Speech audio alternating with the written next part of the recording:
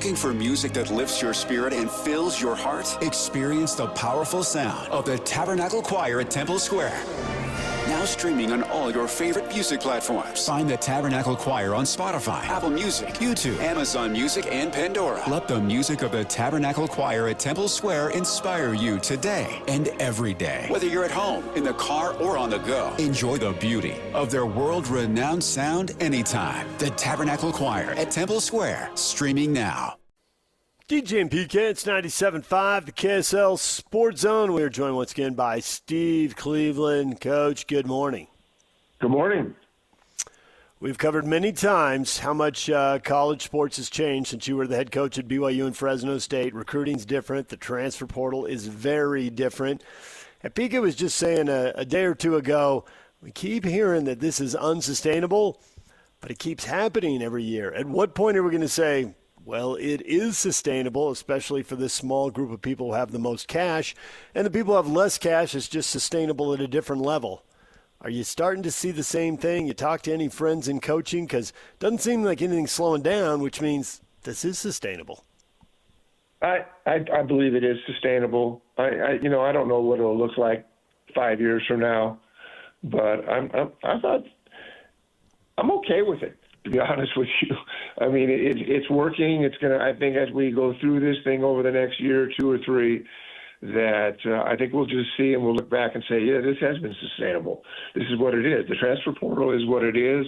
And transfers coming and going, and there's lots of change, and maybe that makes people feel uncomfortable. But I also think that there's more hope. And, a portal situation here, a transfer here, wherever the circumstances are, there's opportunities to get better. And you can turn a program around pretty quickly with a couple of transfers, whatever the circumstances are in terms of international opportunities. I don't think it's going away, and I think it's good for the game, and it's kind of what we're getting used to now. So I'm not overwhelmed by it. I think that it's going to be what it is, and there's going to be portal madness. That's not going away. And what's been kind of fun recently is, especially at BYU, where you've got guys now that are healthy, but obviously Rob Wright coming back, Colin Chandler out of Kentucky coming for all intents and purposes, coming back home and having a huge impact for BYU, and makes them much more balanced offensively. And I have one quick question for you because it's been on my mind. What is Dawson Baker's status? I think he's going to try to get the year back and be eligible. Okay, that's what I thought. And I thought if it was something different, you guys would know. Well, that'd be awesome if he can get it back, for BYU especially. I mean, just think a little bit about if he hadn't been hurt last year and what BYU would have looked like. There's probably a few more wins in that situation, and who knows where it could have taken him. But that'd be really cool if Dawson Baker could get his eligibility back and get that year back. Good for BYU. Yeah, it's funny. Last year, they were so top-heavy, right, with 3 guys. And it's like if Davis or somebody else, Kostic, if they hit 2 threes, it's like you could just feel, even if you weren't there, but the fan base, all right, we're going to have somebody else who can contribute. And it was never really materialized from the offensive standpoint. And then Saunders goes out and it makes it even worse. Yeah. I'm wondering if you think that maybe it was a trial and error. They had to go in that direction because DeBonce is a once in a who knows how many year type player. So you go all in. I can see what Kevin Young is thinking, but now maybe step back, spread out the money a little bit more. You bring in a kid like Waylon who has been around and he can hit a basket, and he's got some athletic ability. So the team may not be as top heavy, but it's a team that can have some more balance, and so maybe you don't have a 25-point scorer, but you got 2, 3, maybe even 4 guys who can hit in double figures, and it might be the better way to win. I completely agree with you. I love the fact that you put that there's a balance in the depth of this team now, and obviously it starts with Rob Wright, and you get a guy like Colin Chandler out of Kentucky where, he can score it and do different things, which you just mentioned. There just seems to be a different balance. And I think that, obviously there's going to be some international players. There'll be some freshman class. If Dawson Baker could get that year back, Jake Wall and, Bruce Branch. I mean, you've got situations where, man, you're getting better, and really at the look of this team right now, if those things click and, you got right back, you got Colin Chandler, you're in a situation, Dawson Baker maybe is there, Bruce Branch, Jake Wall, and I mean, all of a sudden this team has more depth and more experience at different schools and different circumstances. So BYU is looking to be a great off-season for them, and who knows what's happening internationally and recruiting-wise. There's still a lot of that going on. So I think the outlook for BYU is good from what's happening with transfer portal, what's happening with guys coming back, and people getting healthy. Michigan obviously just started 5 transfers and won the championship. So how little should high school recruiting matter going forward? Should they just be sending guys off to Big Sky or Big West schools or wherever and let them play and develop there? Is it worth having 1, 2, 3, I don't know what the number is, even 4 developmental guys on your roster? That's a really good question. I mean, I look at this, and I think that just is going to happen through the process, that we start with a portal, we start with transfers, and how that impacts teams, guys that get healthy. I mean, you mentioned it. I mean, Michigan brings in 5 guys, and with what happens with the portal, with what happens with international recruiting, I just think that's the world we live in now, and you accept it and realize. And when you watch a team like you guys just both mentioned, where Michigan, has 5 transfers, we do whatever we got to do to win. And I don't think it's going to be some consistent process that just happens. I just think it's going to be different year in and year out. And there's so many different ways to build a program now, and you can do it quickly. Or you can, maybe look at it more, things that are more sustainable. But honestly, the world I see and what's happening is this is just how it's going to be. And the opportunity to really build a program and do it quickly through the portal or through transfers or through the international, I just think that's the world we live in. We accept it. And I think that's what coaches are doing now. We're recruiting all over the world. Whether they're transfers or whether they're international players or wherever they've come from, that's just what it's going to be, and I just don't think it's going to change. Brian Santiago was asked about private equity. We know the Utah is interested in that and wants to do that, and he said he doesn't think that would be a situation for BYU to get involved in. And we hear that BYU, they want their sports to be self-sustaining. What did that mean for you guys as far as basketball? Did you get involved in that to make sure that whatever money you made, you were not overspending that? Yeah, it was way different back then. I mean, the game is still the game, but how we go about soliciting new players and transfers and whatever the circumstances are, we just weren't involved in that. And today, everyone's very involved in it. We're trying to find guys that can play and win championships, and we did it kind of the old-fashioned way, just through recruiting. And yes, there were some transfers, which really helped mid-season, sometimes late season. A guy like Trent Whiting, who came in and played for a semester and had an impact, and we win a championship. So back then, there were these things happening, and there were changes. But today, it just seems like Pandora's box. It's just wide open, and I just don't see that changing personally. That's what we're looking at. That's what it's going to be, and I think everybody will be better for it. There's just more opportunities to be successful and more opportunities for a school like BYU to not only, getting a Rob Wright back, getting Colin Chandler, getting these guys, if Dawson Baker were to get a year, it gives them depth and gives them an opportunity to be a really, really special team.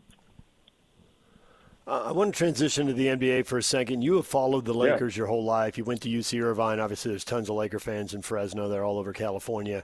And you've watched LeBron James his whole career. There's this anticipation, this guy, he's at 41 now. He's going to retire. This is it. And then you watch this playoff game. And granted, there's a lot of star power out. I think the two teams combined were missing 4 players who get paid $140 million. But his ability to take that game over, make a bunch of role players better, get 8 assists in the first period, end up with a double-double to make sure his team wins, like there's still plenty in the tank there. He's not what he was, 10 years ago, but he's still a really good player. I'm sure he's dying for your career advice, Steve. Would you tell him, hey, go out while you still got something in the tank and leave us wanting more? Is it worth going to another team if you can't work it out with the Lakers? What would you tell him? I'd stay where you are, man. He's in an area where he's beloved, and he's a guy. I mean, you look at LeBron. This past week, he goes 21, 6, and 7, has 19 points, 13 assists in a ball game. The Lakers beat the Rockets, and you're right. LeBron looked like he was, 23 years old again. I mean, it's just incredible, his sustainability. And I think he takes care of his body. We know that. We've read things, in terms of him putting himself, and he doesn't have to play, significant minutes, though we find watching these games and all of a sudden it's prime time, he's on the floor. And, and I think what he does, he makes that team better. I just love the fact that, he had 21, 6, and 7, had 13 assists in a recent game, and he still draws that kind of attention. And so I love watching him. I know the end is coming soon, but wouldn't it be really something special if they got on a run and got deep into the playoffs, and LeBron has a real impact on winning a championship? Now, whether he can do that over a whole period of time, I don't know. I mean, OKC seems to be a team that Minnesota has been good. Spurs, Wemby has been better than ever. And so you've got, even with the Magic, with Banchero, Wagner, Carter, there's so many great players. And the fact that LeBron is in the midst of all of that and competing and making a real difference is just a phenomena that I don't know we'll ever see again, to be honest with you. It's just hard to believe that anybody that could do what he's doing and being successful on and off the court, taking care of his body. It's just fun to watch him. And I grew up a Laker fan, like a lot of people, and not that I have a real connection, but anytime you still have a guy like LeBron, I want to watch him play. It's something we don't want to. I don't want to take it for granted that I look back and think, man, I should have spent more time. I should have watched more games. This guy is a legend, and it's just fun to watch. And the fact that I grew up being a Laker fan doesn't hurt either. And we always hear about the NBA favoring the glamour spots or the players wanting to go to the glamour spots. But do you find a level of, I don't know what the word would be, but maybe just a level of innocence in terms of it looks like the 2 best teams, or maybe I'll extend it out to the 3 best teams in the West. We'll see how it plays out. But they're not exactly the sexiest markets in San Antonio, Oklahoma City, and Denver. And you look at how those teams were all constructed. Obviously, a huge draft, or huge trade with SGA, but then everybody else basically was drafted and developed, which means, all right, that ought to send the message, well, this opportunity is for everybody if you seize it. Yeah, I just watching some early NBA stuff for me, I've been kind of committed to college, and then all of a sudden here we have this league, and it's funny because when I was kind of preparing today, I thought who's having the greatest influence here, and really when you look at Wemby and what he's doing, and in a situation where you just gotta love his. I mean, he's the face of the NBA. I mean, he's going to be here for a while. Hopefully, no serious injuries and such. But you look at the Magic. You look at Monchero and Wagner and Carter and Bain, and you look at these guys now who I'm enjoying. I get so involved in college stuff, but what I'm finding just as in reading and watching is that I'm kind of falling in love with the NBA again. And there's just so many really, really great stories, and it's just been fun to see that happen. And Minnesota, Denver, the Lakers, the Thunder, the Spurs. I mean, the playoffs are going to be amazing. It's going to be great, captivating basketball, and I'm excited to kind of reconnect with the NBA after spending a lot of time just on the college game and even the high school stuff. So I'm excited about the upcoming couple months and what's all going to take place here. Steve, we'll leave it right there for now. We appreciate the time. Thanks for joining us. Enjoy the playoffs, and we will talk to you again next week. Yeah, thanks, guys, so much. Steve Cleveland, former BYU and Fresno State basketball coach, joining us. Coming up top of the hour, Brian Dunseth on Messi coming to play Miami and RSL tomorrow night. And then we're going to talk to Mike Folta, who is in Las Vegas, radio play-by-play voice of the Utah Mammoth. Game 2 tonight, the Golden Knights and the Mammoth. We'll talk with him at 9:30. Stay with us right here on The Zone.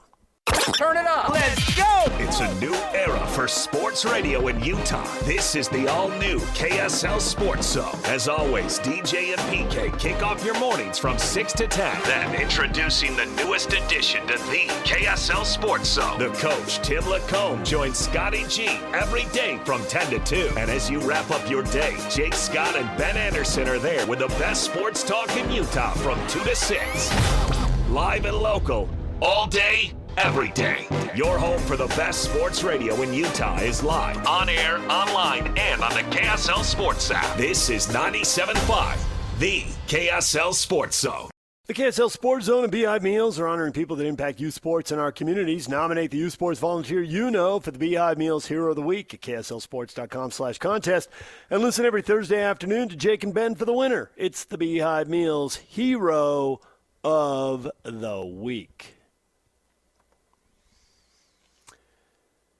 PK, there's a new world order. We were just talking about college basketball, although we could have been largely talking about college football as well with Steve Cleveland. And you made the point earlier this week. At some point, we're going to have to say this is sustainable. It's not going to be that new. It's really different, but it is what works. It just worked for Michigan. Not everybody has the same amount of money, and some teams won't be able to maybe keep up with the neighbors they'd like to keep up with. I don't know, the people in their conference or whoever they think they're competing with across the country. Everybody will have to find their level financially. But, man, this just isn't changing. And the Utes who are, trying to reboot the basketball program for going on a decade now, unless you overlook those 2 years with Kristoviak, and then it's 20 years, they announced the commitment of Noam Yakov, I guess. I don't know if you've ever heard of him. 21-year-old guard from Israel and Denmark. We're just not going to know stuff. We're just going to have to wait for these guys to show up. You can watch clips and whatever, but, man, what do we know? This stuff changes. It's become a global sport. Used to just be a little bit of that. Now it just seems nonstop. This seems like the Egor Demon story all over again. Come and play a little college basketball, get used to the country, and then chase your NBA dreams. Yeah, and receive money while you're doing it too. Let's not. Right. Yeah, that's why you would leave kid the European ourselves money in the first place. Yeah, I think it opens up.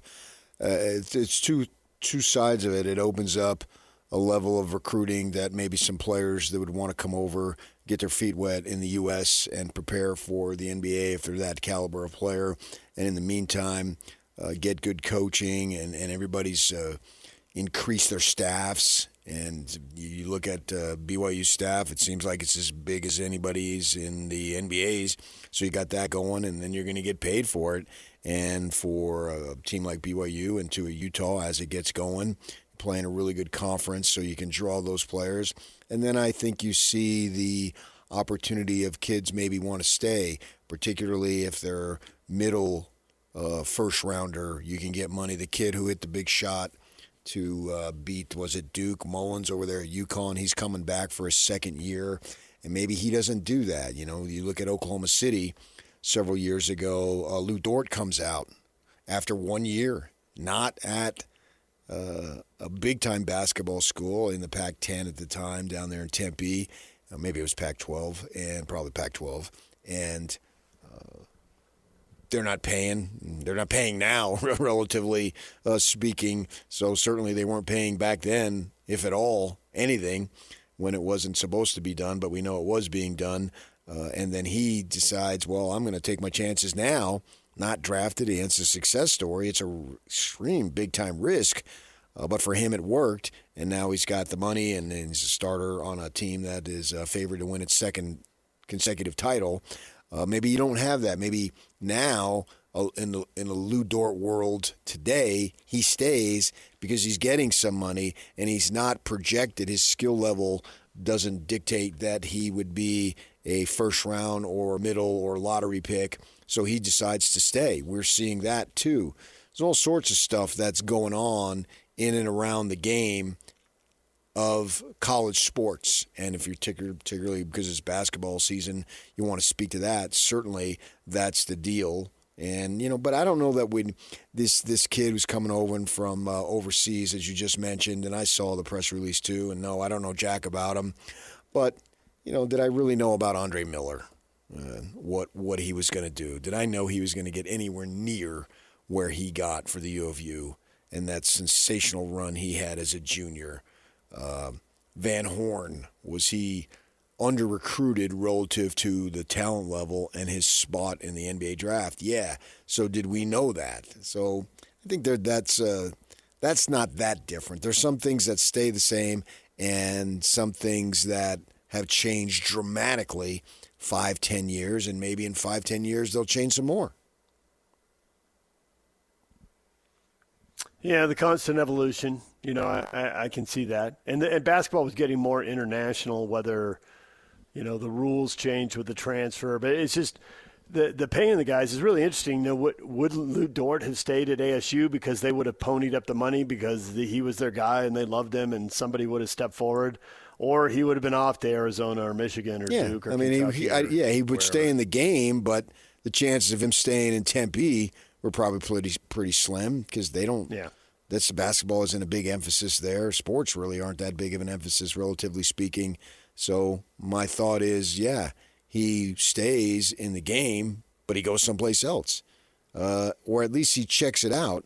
And if he was that good, whatever player ASU ever develops, he's going to leave for more money if he wants. All right, I've accepted it. And in football too. It's going to be that way in football. Yeah. They're just not a power broker. Okay. That makes the rare time they win even sweeter, in a sense, right? And they've had their moments every several years. And when that time comes, to me, it's sort of sweeter than what Ohio State does. Because they pay big money every single year, and they have for years and years. And education there, if you want it, great. If not, nobody really cares. They understand you're not going to Ohio State to play school. All right. So there's something to be said for the little guy when he has his moment in the sun. That ends up being a little bit better. I've always said that for the Jazz. If they got one NBA title, that's sort of like that equals 7 or 8 of the Lakers titles in terms of, wow, we did it. You did it in Los Angeles? Wow, good for you. Who hasn't done it in Los Angeles? Yeah. Pick the decades, right? Yeah, right. That's the same thing, and if the Dodgers continue to do it, Kyle Tucker, is he going to celebrate wildly? We saw that with Durant in his mother's on the floor. Like, he was acting like it was unbelievable, and the rest of her like it's a foregone conclusion. Right. It's like this is absolutely going to happen. Yeah, I mean, in the moment, and we see it with high school with these kids moving 2 counties to go to a school, and their parents taking an apartment in the boundary so the kid can go to that school. I mean, it happened with Dart. And you'd have to say it was the right decision, right?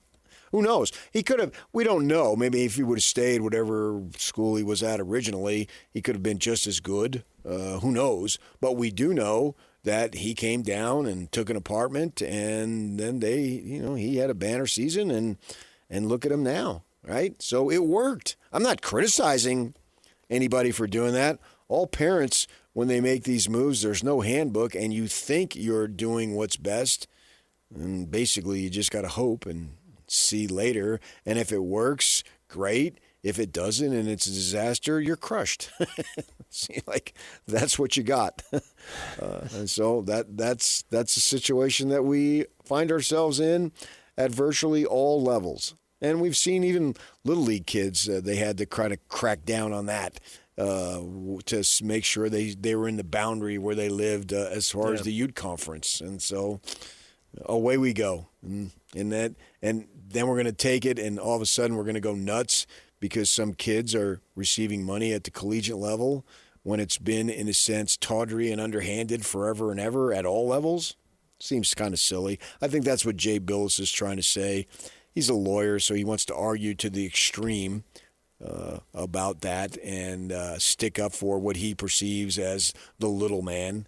And it gives him some separation, too. I'm taking on the big, bad world of college sports. Aren't I something? Everybody's in it for something. I do it. I'm in it for a paycheck.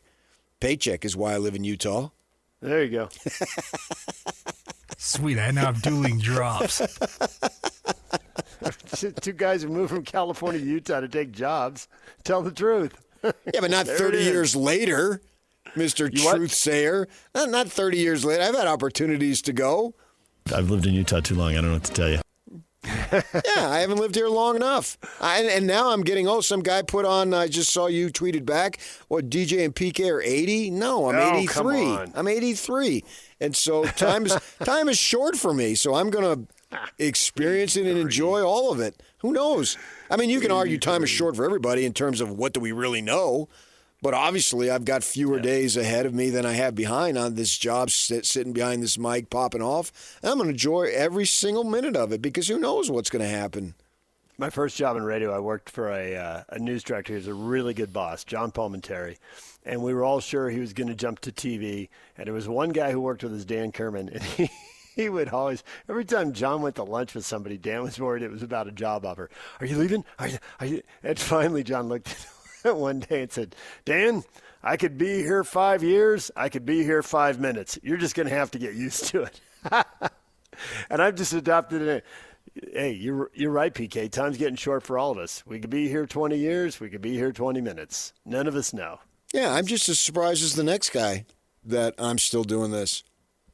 I always felt I could do it if I got a chance. And I've worked myself to get a chance, and I did it. And I want to continue to do it. And probably do it as long as I could possibly do it. Who knows? So you got to roll with everything. Yeah, who somebody made that statement, adapt or die. I don't know who it was. But it's so true. It's now, you can argue in the collegiate level, it is more true than ever.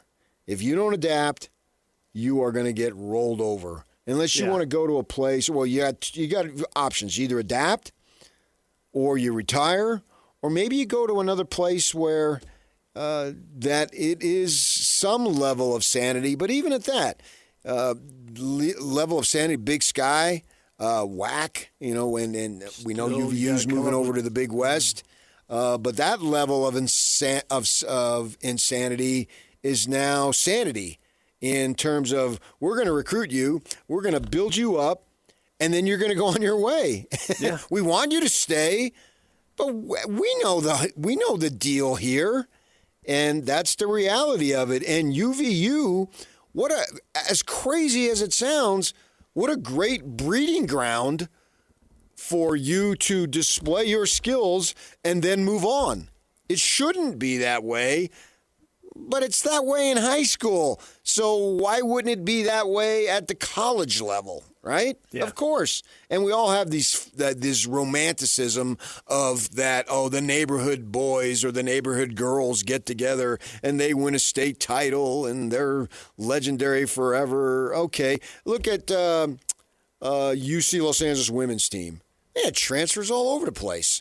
And they won it all this year, and they were dominant. They kicked the crap out of South Carolina in the final, didn't they? Yeah, South Carolina has been recognized as the new UConn/Tennessee in women's basketball, and they got destroyed. Well, they got transfers there. Betts went to Stanford. We know the other gal went to Utah, and there you go. And they're not the only ones. And so we make a big deal of the men, but the women are doing it too, and as they should. We do have some breaking news happening during this segment. Billy Donovan exiting as head coach of the Chicago Bulls after 6 years. And there's all kinds of speculation that the Warriors might be after Florida's coach if Steve Kerr is indeed done. Musical chairs, PK. All these players are in the portal choosing new schools. How many guys are going to move around? How many? Man, if the Florida job changes, what happens? So you're insinuating that Donovan goes coming out of the NBA if Billy Donovan goes back, right? Then you don't have a ton of musical chairs. You're insinuating Donovan goes back to Florida? Is that what you're saying? I have no idea. But I know you have no idea. That's why I said insinuating. Yes, insinuating. But at the same time, it could be they could go a different direction and go musical chairs. He could sit out a year and wait for another college job. There's no telling. Yeah, I don't know that that's any different, though. The coaching really hasn't changed. The coaching carousel, the loyalty there hasn't changed. And I'm not really bothered by that. We need to look no further than Utah. Someone who had been there 32 years was basically forced out. Yeah. They don't like it when you say that, but essentially that was the truth, right? And there he was on Saturday speaking in full Michigan garb about when they had one heck of a spring.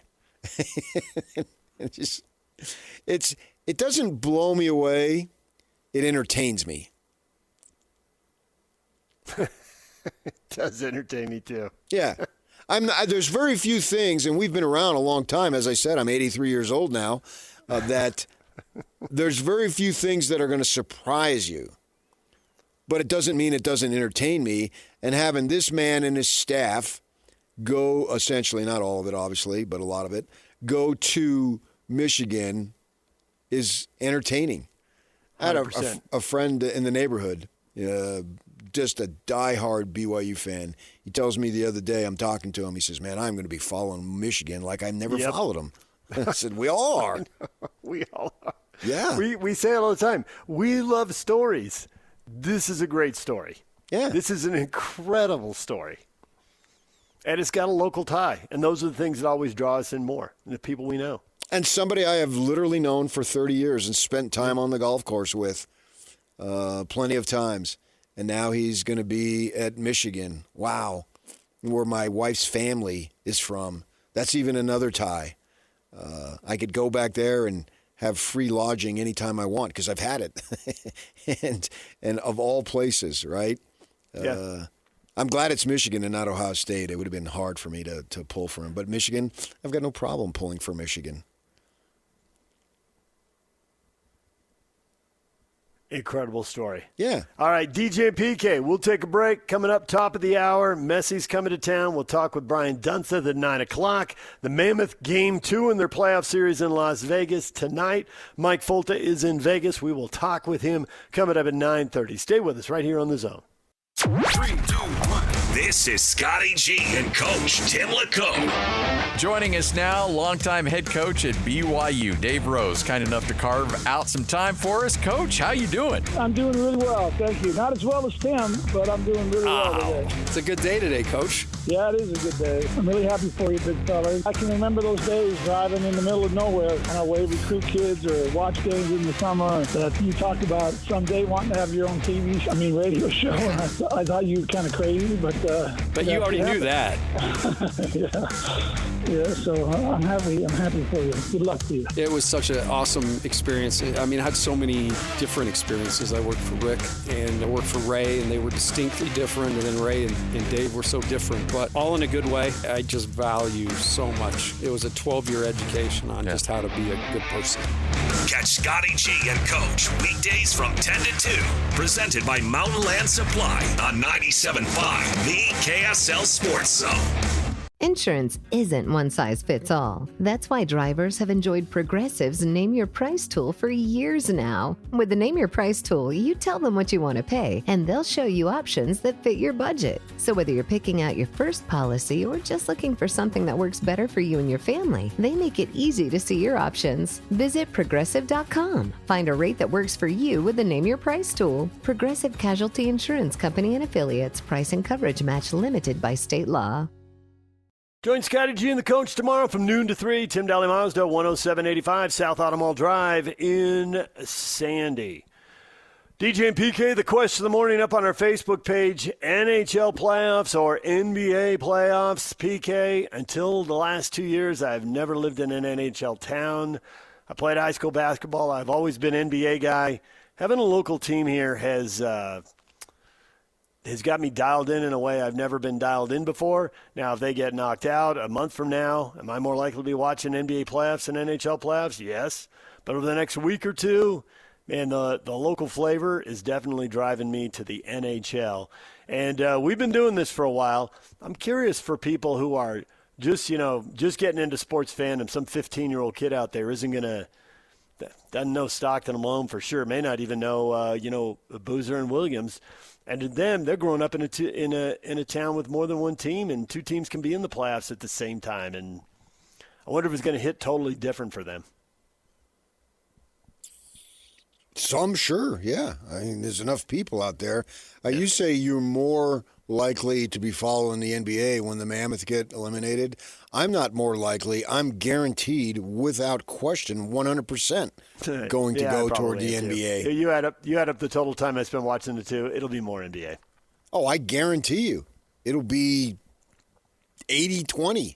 I'm not going to kid anybody. I'm not going to pretend to be something I'm not. No. That was something that I had way more interest in as a kid. I didn't really start doing the NHL until I saw on the assignment list King's Sidebar at 7 o'clock at the Forum. Yeah. And then I knew, okay. And it wasn't that hard. I mean, because, you're talking about it. I worked a lot of nights. The games were on, easy to follow. It's not, you don't need an intense knowledge of it. You just need to have a working knowledge, and that was fairly easy. So, but yeah, I'm gonna default to the NBA.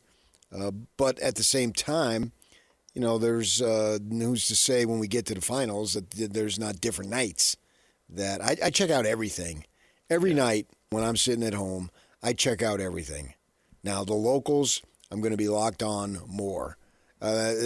Tim Lacombe, yesterday I sat in with him for a few minutes, and Scotty said, "Well, yeah, Tim may be talking to you more." I said, "As opposed to the last 8 weeks." I mean, I talked to him 100 times about what he needed to do to put himself in the position to get the job that he got. And I said, well, one of the things is you've got to know about the locals as much as you possibly can. You can't know enough. Show up at practices, talk to coaches, do whatever you have to do to be able to get yourself up to speed. Because you can get national stuff anywhere, but you want the local, you got to go to the local folks, and that's who we are, And so I told him, I said, get as much information as you can, particularly about he already has the natural knowledge of the Jazz, obviously, and the college basketball because he was in it, but go and do for the opportunities when college football rolls around, certainly got to watch every game and go to some practices, or you don't even have, there's other ways to get information. You don't have to just sit there. You can do it in the evening when the coaches are at home and whatnot, and do all those things. And it's the same thing with hockey here. But I do think that every generation is going to be brand new. Even if you were into basketball, your generation is going to mean, that's what it's going to mean to you, particularly if they have good times. Right? You're going to have good times ahead. Well, this new generation that's coming up, it's going to be about Ace Bailey. It's going to be about Keontae George and who else? For now, Markkanen and Jaren Jackson. And maybe if, what are we, about 20 days away, 19 days away from finding out where they're going to draft. And oh my gosh, is that going to be the most beautiful time if the Jazz win that lottery between that's like 6 weeks, right, before draft lottery. And yeah, we're like 2 months from the draft itself. And you're right. AJ Devonsa, if you thought it was AJ Devonsa overload during the season or before he got here, if they end up with the number 1 pick, oh my gosh. Ace Devonsa is going to be a central figure because then we would assume that they would take him, and that would be so cool. But that will energize a whole new fan base, right? Because whoever is growing up now, in a sense, they are a new fan base replacing the older fan base that dies off. Yep. And that's what you want. So those folks will have a completely and totally different perspective. To them, the statues will become like Bill Russell and John Havlicek and the Celtics are to us. Yeah, right. Right? Circle of sports fandom, I guess you could say. Yeah. It'll be interesting to see when the draft lottery order is established how much we can already peg where guys are going to go. And I think Peterson's probably the wild card. You know, if he slides because he didn't play. But other than that, for a while there, it really felt like 1, 2, 3, 4 were pretty much dialed in. Devonsa, Peterson, Boozer. And then I would probably go Caleb Wilson. Maybe there's a little more doubt there. Acuff at Arkansas, his stock is rising. But I don't know, it feels pretty set. Maybe that's just being too much out. No, I'd agree with you. I think that there's lots of logic there. But the fact is, suppose the Jazz get 2 or 3, and they've got some young players, and they really, really want AJ. Mm-hmm. I mean, Ainge has done that before. Right? Trade up. Yeah.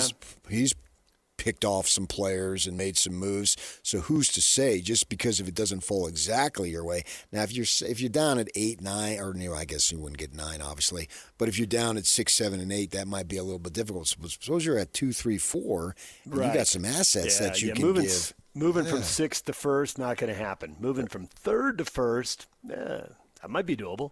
Right. Yeah, depends on, I guess, who holds 1 and how far away they are, and if they need what you can offer them. Yeah. So that'll keep us busy for a good while. DJ and PK, it's 97.5, the KSL Sports Zone. Messi's coming to town tomorrow night. Brian Dunseth will be calling the game for Apple. He joins us next. Stay with us.